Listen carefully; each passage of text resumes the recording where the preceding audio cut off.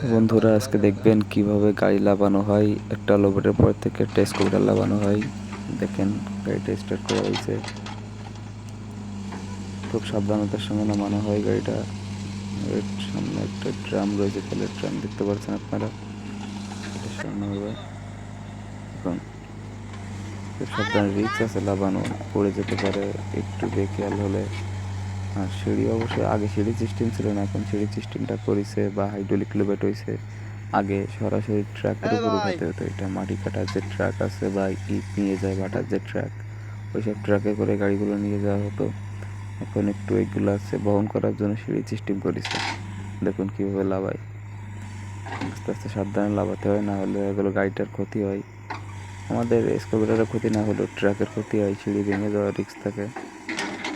দেখুন সুন্দরভাবে লেগে গেল, একদম ইজি। যারা করে তাদের ক্ষেত্রে এটা ইজি। তো বন্ধুরা লাইক কমেন্ট সাবস্ক্রাইব এবং শেয়ার করবেন ভিডিওটা। পছন্দ হলে আমাদের সঙ্গে থাকবেন সাবস্ক্রাইব করে।